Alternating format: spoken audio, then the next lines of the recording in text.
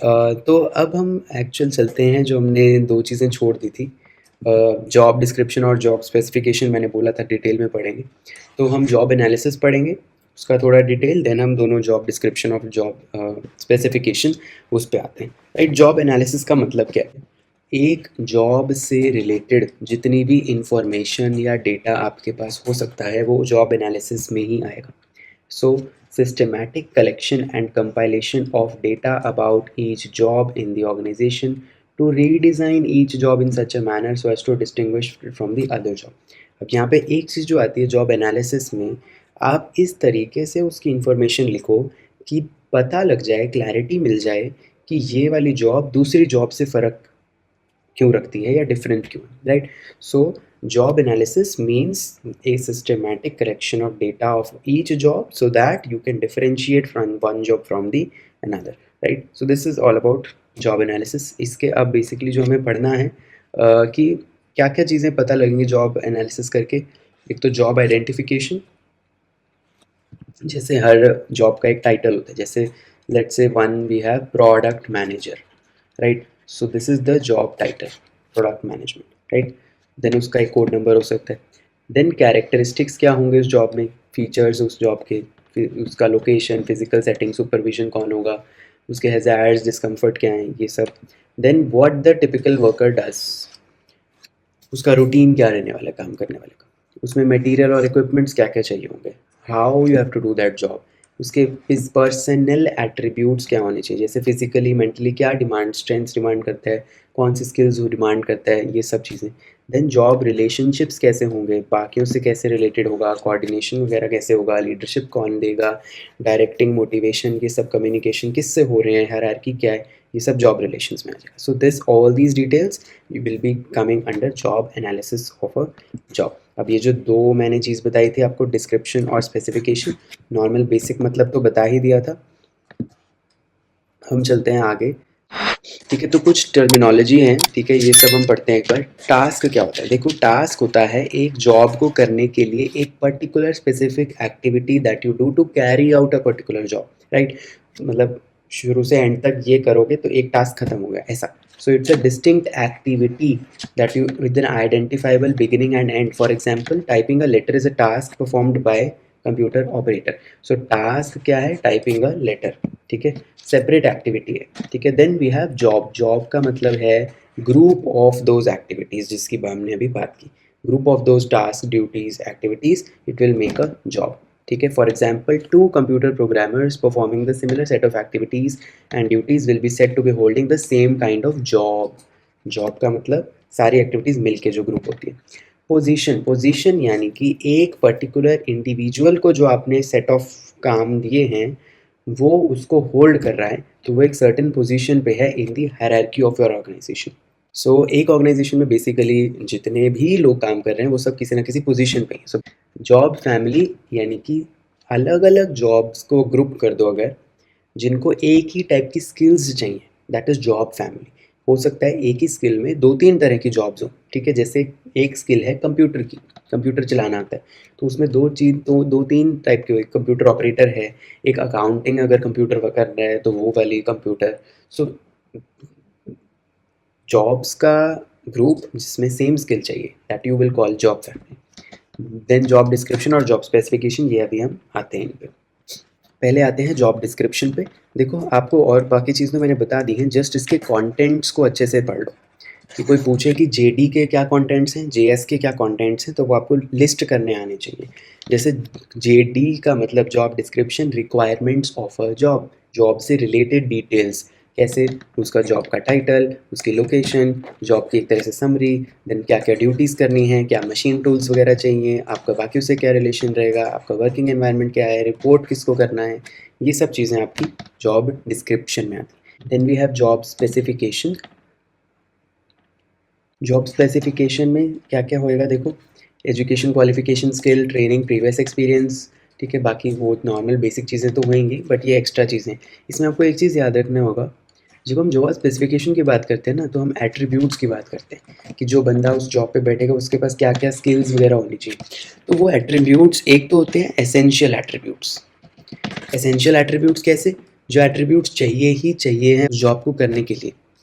एक होते हैं डिज़ायरेबल, कि भैया मैं चाहता हूँ ये होंगी तो बहुत अच्छी बात है, नहीं भी होंगे तो चलेगा काम। बिल्कुल ये नहीं है कि वो नहीं होंगी तो हम लेंगे ही नहीं उस बंदे को, ऐसा नहीं। सो वो हो गया एसेंशियल, एक होगी डिज़ायरेबल, एक होती हैं कॉन्ट्रा इंडिकेटर्स वाली। इंडिकेटर्स ये वो हैं कि अगर ये एट्रीब्यूट्स उस बंदे में है तो पक्का लेना नहीं है उसको, ऐसी वाली चीज़ें, राइट। सो जॉब स्पेसिफिकेशन में ये सब है। एक डिफरेंस ज़रूर इसका पढ़ के जाएंगे। देखो बेसिक डिफरेंस मैं आपको बताऊं, जॉब डिस्क्रिप्शन में बताता है requirements of the job, job specification बताता है requirements of the job holder. Basic difference यही है, इसके अलावा कुछ नहीं। Then job description is a written statement of the contents of a job.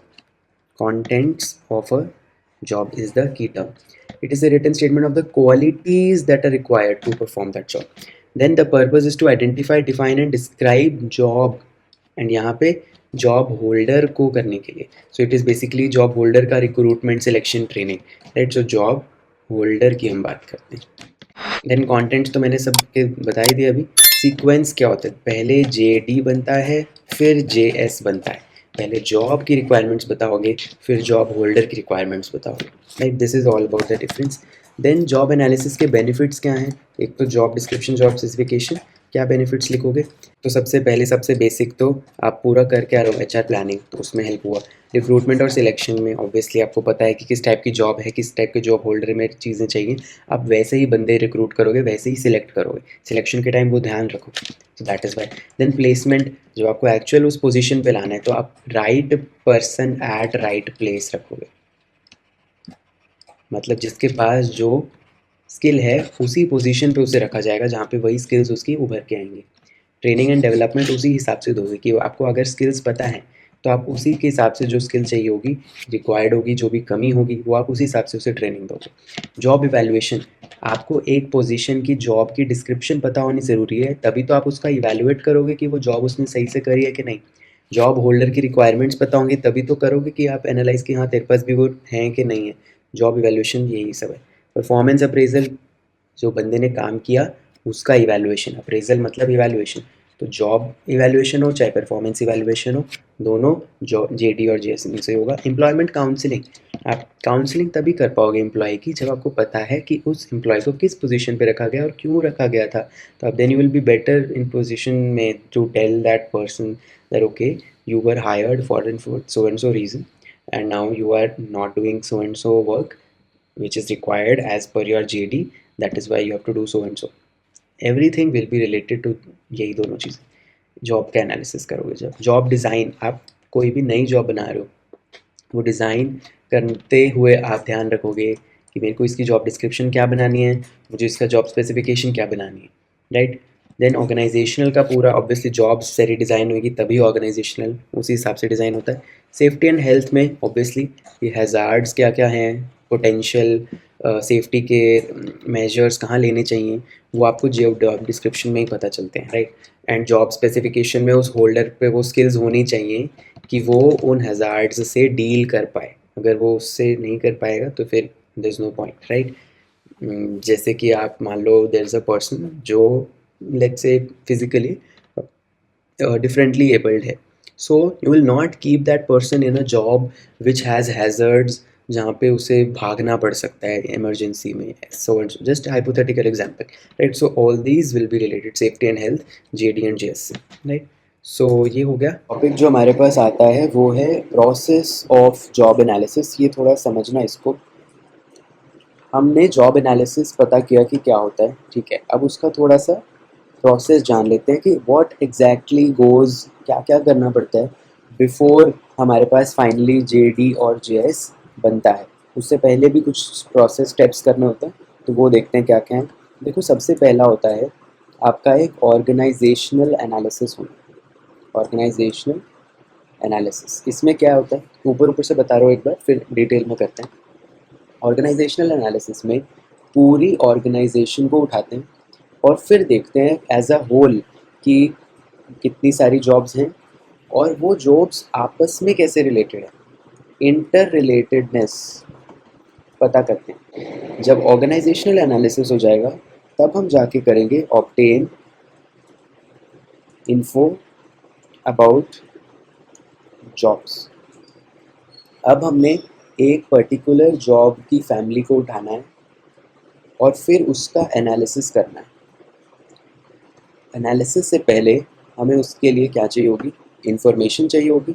ये इंफॉर्मेशन ऑब्टेन करना ही सेकंड स्टेप है, right. So we are obtaining information एक पर्टिकुलर जॉब से रिलेटेड कि वो जॉब कैसे होती है, उसके लिए फिजिकली क्या क्या चाहिए होता है ना, उसको how that job is done, कितना टाइम लेती है वो जॉब, या फिजिकली क्या ट्रेड्स बेसिकली चाहिए होंगे वो जॉब करने के लिए। इसके बाद आता है रिप्रेजेंटेटिव सिलेक्ट करना। बेसिकली ये जॉब का एनालिसिस जो हमने करना है, ये अगर हम एक एक पर्टिकुलर जॉब को एनालिसिस करने खुद बैठ जाएंगे तो बहुत ज़्यादा टाइम लगेगा, एफर्ट लगेगा, जो हम नहीं चाहते अभी। इसी वजह से हम एक रिप्रेजेंटेटिव को सिलेक्ट करते हैं जो कि उस पूरे जॉब्स की फैमिली के टाइप की जॉब्स को एनालिसिस करने में हमारी मदद करेगा। बिकॉज हमारे पास एक ह्यूमन रिस्ट्रिक्शन लिमिटेशन है कि हम हर जॉब को बैठ के जाके सारी जॉब सारी सीटें नहीं एनालाइज कर सकते कि उसमें क्या चल रहा है, right. So that representative selection is very important. जब रिप्रेजेंटेटिव सिलेक्ट हो जाएगा then we have responsibility, pen not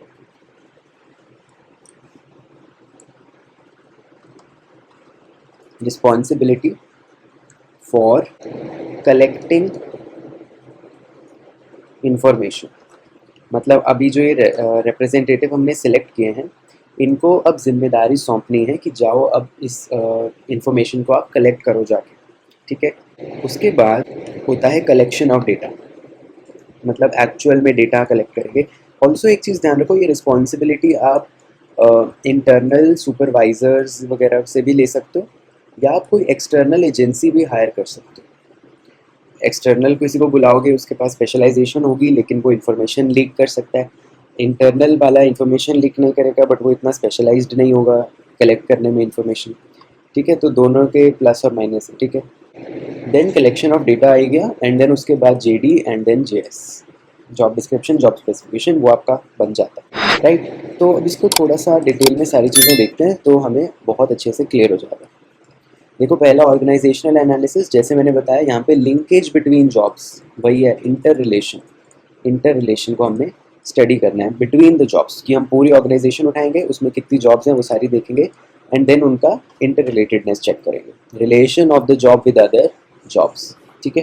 then हम आते हैं obtaining information about the jobs. यहाँ पे बेसिकली इन्फॉर्मेशन जो मैंने बताया था कि देखो फिजिकली वो क्या कर रहा है, मेंटली किसे कर रहा है, information related to job, how does it does it, why does it, क्या स्किल्स लगती हैं, ठीक है, ये सब चीज़ें उसमें चाहिए होती हैं। देन ये देखो यहाँ पे लिखा फिजिकल डिमांड्स, जैसे मैंने बताया था, है ना, फिजिकली क्या रिक्वायर कर रहा है वो job, that you need to take care of. Then selecting representative jobs for the analysis. अब जैसे मैंने बोला कि जब आप जॉब्स का एनालिसिस कर रहे हो तो वो आप खुद अकेले भी कर सकते हो सारे जॉब्स, जो कि कोई भी नहीं करेगा बिकॉज वो बहुत ज़्यादा कॉस्टली है and see time consuming, right. So that is why आप रिप्रेजेंटेटिव सिलेक्ट करते हो अपने लिए, जो आपका वो काम आपके जगह पे करेगा, एज अ ग्रुप रिप्रेजेंट करेगा basically, right.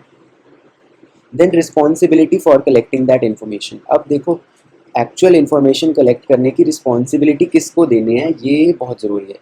Bye whom the data should be collected. यहाँ पे जैसे मैंने बताया था 2 ऑल्टरनेटिव्स अवेलेबल होते हैं।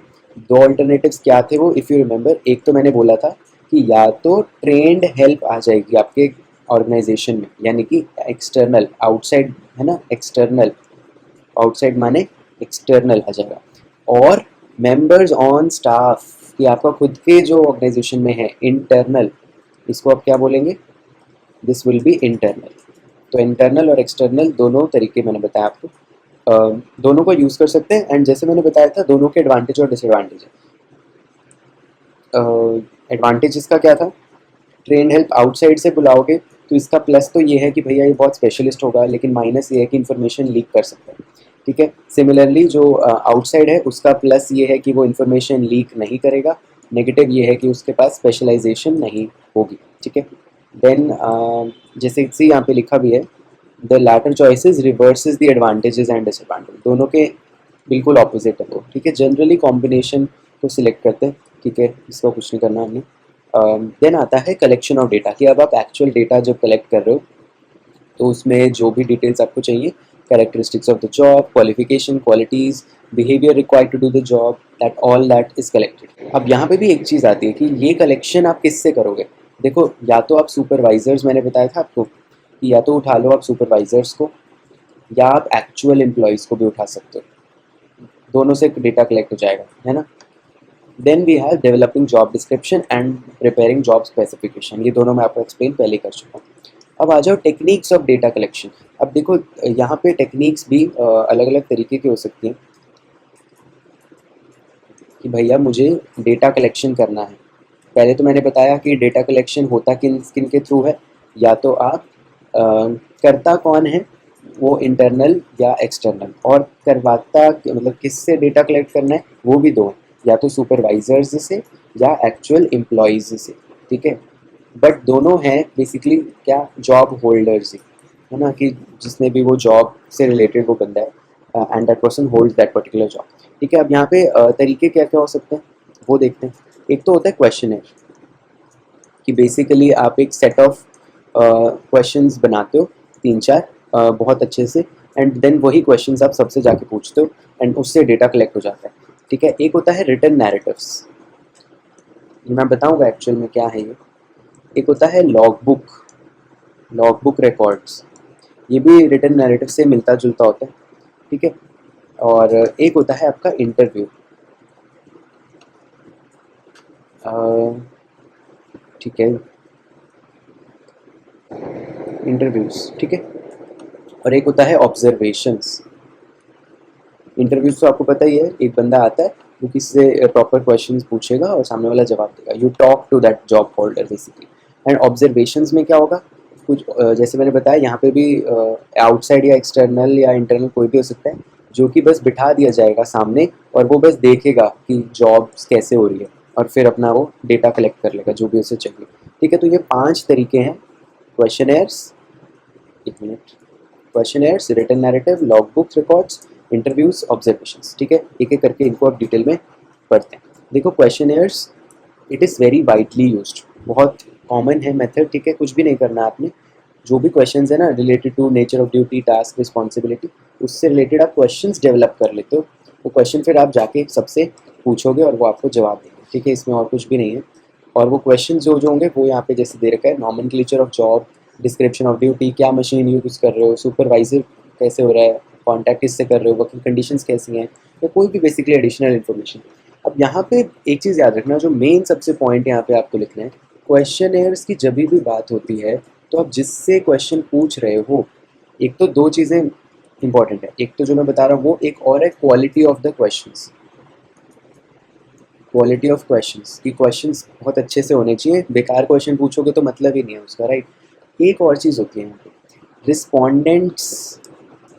रिस्पोंडेंट्स जो क्वेश्चन का आंसर देने वाले हैं, वो अच्छे से दे पा रहे हैं या नहीं, कि भाई वो कम्युनिकेट कर पा रहे हैं प्रॉपरली या नहीं, कहीं वो शाये तो नहीं हो रहे, या कहीं वो हाइड तो नहीं कर रहे चीज़ें, या कहीं वो इतना खुल के बात नहीं कर पा रहे, या सब कुछ बता नहीं पा रहे। तो ये बहुत बड़ी इशू हो जाता है क्वेश्चनर्स में जब भी, है ना। स्टैटिस्टिक्स जिन्होंने पढ़ा होगा उन लोगों को ये पता होगा, क्वेश्चनर्स का सोल जिसे है वो रिस्पोंडेंट्स में ही होता है, और क्वालिटी ऑफ क्वेश्चंस में होता है। तो ये दो चीज़ें याद रखना जब भी क्वेश्चन लिखते हैं। देन आता है आपका रिटन नैरेटिव्स। देखो, रिटन नैरेटिव्स और लॉग बुक रिकॉर्ड सिमिलर लगेगा, कुछ भी नहीं है इसमें। आपने जॉब होल्डर, सुपरवाइजर, एम्प्लॉय, जिससे भी आपको इन्फॉर्मेशन कलेक्ट करनी है, उससे रिलेटेड आप एक लॉग बुक या डायरी टाइप चीज़ें रख देते हो, और उसमें जो एम्प्लॉय या जॉब होल्डर जो भी है, वो आके खुद उसमें डेटा लिख के चला जाता है रिटन फॉर्म में, है ना। नैरेटिव मतलब ही है ना, अपना नरेशन वो खुद दे के जाता है, कि भैया मैंने ये काम किया, अभी अभी मैं जा रहा हूँ काम से, अभी मैं आया, तो वो अपना इन टाइम, आउट टाइम सब लिख के जाएगा। देन उसने क्या क्या मशीन यूज़ करी वो लिख के जाएगा, क्या काम किया वो लिख के जाएगा, सब कुछ वो टास्क से रिलेटेड खुद लिख के जाएगा। तो यहाँ पे एक प्रॉब्लम आती है, वो ये है कि इनकम्प्लीट इन्फॉर्मेशन आपको मिल सकती है, कि वो आधे लोग लिख के जाएंगे, नहीं लिख के जाएंगे, कोई भूल गया, कोई प्रॉपरली नहीं लिख के गया, सब कुछ बड़े मतलब हैफेज़ार्ड वे में होता है, ठीक है, हैफेज़ार्ड वे। ठीक है, ये हो गया। अब आ जाओ, अभी मैं ऑब्जर्वेशन बाद में बताता हूँ, पहले लॉग रिकॉर्ड्स पे आ जाओ क्योंकि ये सिमिलर सही है ना, इसमें कुछ ज़्यादा वो नहीं। तो देखो लॉग बुक रिकॉर्ड्स में भी यही है, सिमिलरली डायरी या लॉग बुक दे दी जाएगी जॉब होल्डर को इस टाइम, और यहाँ पे फिर उसे ask to daily record the duties perform, जब वो स्टार्ट करेगा, जब वो फिनिश करेगा, ठीक है। अब इससे आपको इन्फॉर्मेशन मिल जाएगी। अब अगेन यहाँ पे भी वही है कि डिसिप्लिन का इशू आ जाता है कि सब इतना नहीं सारी चीज़ें प्रॉपर लिख पाते हैं, तो ये इनकम्प्लीट रिकॉर्ड्स हो जाती हैं।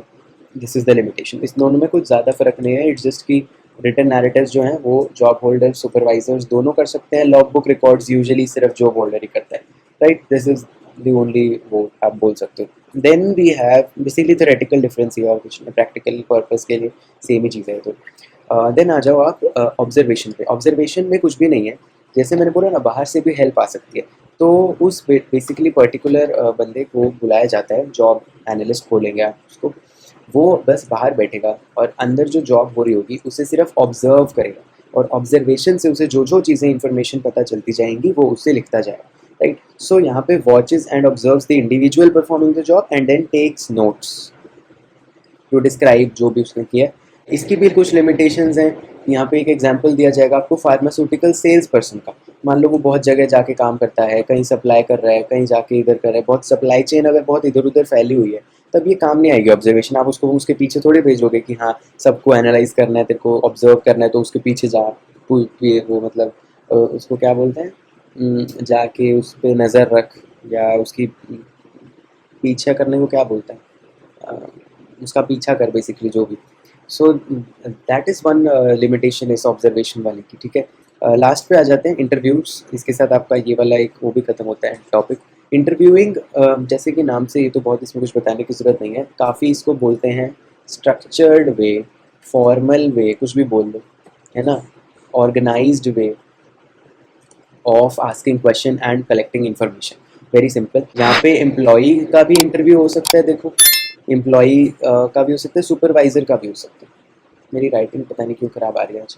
एम्प्लॉई और सुपरवाइज़र दोनों से आप इंटरव्यू ले सकते हो, एंड इंटरव्यू लेके जो भी आप जानना चाहते हो वो आपका इन्फॉर्मेशन आप उससे निकलवा सकते हो, ठीक है। ये तो हो गया, बट इन्फॉर्मेशन ले कौन रहा होता है, अगेन जो मैंने बताया था, बाहर से आता है, या तो कोई जॉब एनालिस्ट जो आप हायर करते हो, एक्सटर्नल सोर्स जो मैंने बताया था आपको, या फिर आप नॉर्मल कोई मैनेजर को भी उठा सकते हो, है ना, जो काम कर सकता है। एक और चीज़ यहाँ पे थी, उस बंदे का नाम जो कि एक्चुअल में बाहर जाता है ना, वो यहाँ का ये देखो, ट्रेड जॉब एनालिस्ट बोल रहे हैं ना इनको, you will call them trade job analyst, इनका पूरा नाम होता है, ठीक है। इसके अलावा और कुछ नहीं है इस पूरे उसमें, ठीक है। ये तो बस इतना ही था, ठीक है। सेकंड पार्ट जो यूनिट 2 का है वो बस रिक्रूटमेंट वाला है, उसके बाद unit 2 is completed from my side. So देखते हैं उस नेक्स्ट लेक्चर में कवर करते हैं वो टॉपिक। सो एंड ऑल्सो अगर वीडियो अच्छी लगी हो तो please like and share and comment and subscribe.